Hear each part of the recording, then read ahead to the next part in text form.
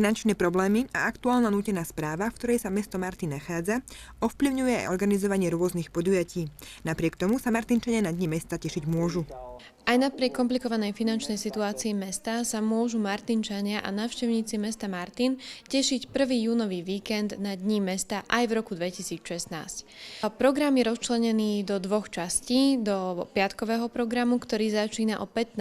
na Divadelnom námestí a sobotnejšieho programu, ktorý sa bude konať už od 9. na školskom dvore Evanjelickej spojenej školy. V piatok začína program Dní mesta na Divadelnom námestí o 3. hodine po obede a v rámci tohto programu sa môžu tešiť Martinčania takisto na oslavu Dňa detí, tentokrát s Centrom voľného času Kamarát.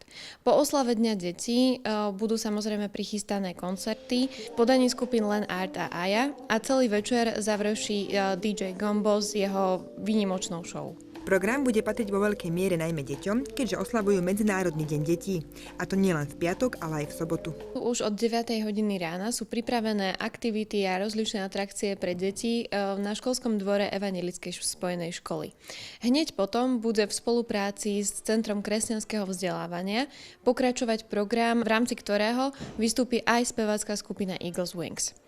Koncerty budú pokračovať na školskom dvore Evanjelickej spojenej školy aj v sobotu večer. V rámci týchto koncertov vystúpia zo skupenia The Art, Noriza Kapela či Chris Ellis. Tento rok budú návštevníkom Dní mesta chýbať stánky s rôznym pohostením či rozličným tovarom. Aj to je jeden z dopadov finančnej situácie mesta Martin.